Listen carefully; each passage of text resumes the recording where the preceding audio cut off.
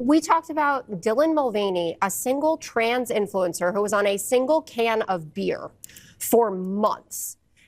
And that can of beer set the conservative movement on proverbial fire, rooting against at least half an American company, the Anheuser-Busch side of things.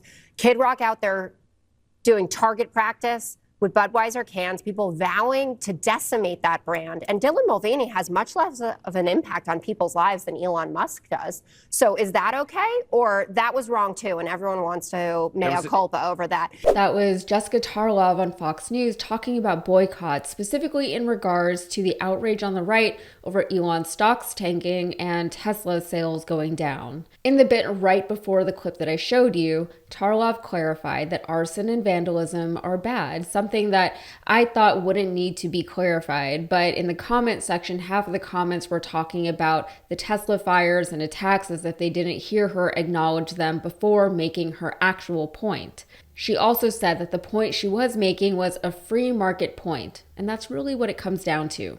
We all saw that awkward Tesla ad that Trump did on the White House lawn, and we've seen Trump call low Tesla sales illegal, as if we're all supposed to just go out and buy Teslas right now with money we don't have because Trump is seemingly intentionally tanking the economy, threatening to cut Social Security, and meanwhile Elon Musk is cutting everyone's jobs. But Tarlov is right, this is absolutely a free market point. People have the right to buy products they want or not to. Elon is the one who decided to tie his entire brand directly to his public image. This is the risk you take when you do that. Yeah, these leftist protesters, they seem to be attacking Tesla, this private company, as a way to protest government. They seem to have overlooked the fact that Elon Musk is trying to eliminate government. You can't depend so heavily on whether or not the public likes you while also disparaging and actively making life more difficult for that same public. He chose to be the face of Tesla. He also chose to be the face of Doge. So here's Elon talking about how sad the boycotts and the backlash have made him. What have you done that warrants this? Because I see nothing that you have done except help our country. Yeah, I mean, it's really come as quite a shock to me that there's this level of really hatred and violence from the left.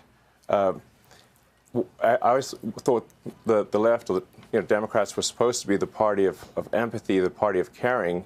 And yet they're burning down cars, they're firebombing dealerships, they're firing bullets into dealerships, they're just, smashing up Teslas. Tesla is a peaceful company. We've never done anything harmful. I've never done anything harmful. I've only done productive things. So I think we just have a deranged...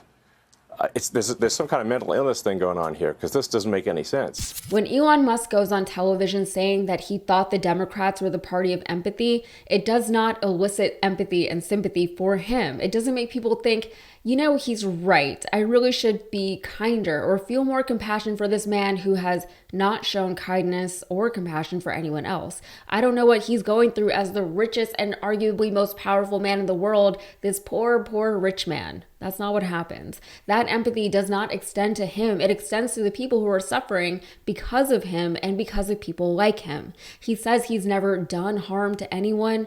It doesn't even matter whether or not he really believes that. The fact remains that he has done harm to so many, and he continues to do more harm unapologetically. It's hard to tell whether or not people like Elon Musk, when they do interviews like this one on Fox, if they're just sticking to talking points or if they really are that far removed from the everyday man. Honestly, it's probably a combination of both. They don't listen when people outside of their circles are talking. The people who are ranting on social media and YouTube are inconsequential to them, so their opinions don't matter. I don't have a Tesla. I'm not even in his market, so why would he care what I have to say about him? Elon Musk is used to running companies, not governments, which is funny because so is Trump.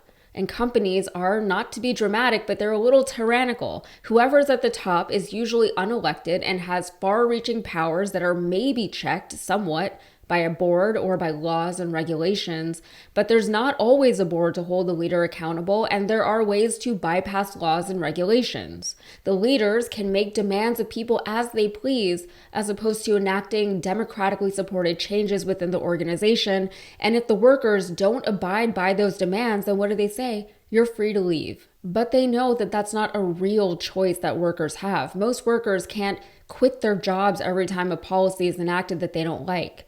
Just like how they say if you don't like how the country is being run, you're free to leave. That's not how democracies work. If you don't like how something is being run, you have the right to have your voice be heard, and you have the opportunity to enact the change that you'd like to see. Leaving someone's home is not a viable or desirable option for most people, and they know that. They know that most people will just sit quietly and let it all happen because the alternative is too uncomfortable. And they're actively making it uncomfortable. They're calling for the impeachment of judges who go against the will of Trump. They're silencing and suing media organizations and journalists who print and post things unfavorable to Trump and his administration.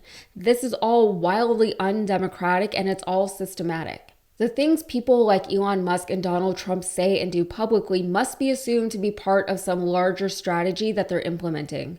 Elon Musk doesn't have to do any interviews if he doesn't want to do them. Trump even stopped doing White House press briefings during his first term. So every time they do get up in front of a camera, you have to assume that they're doing it for a reason. They have some kind of agenda behind doing that interview.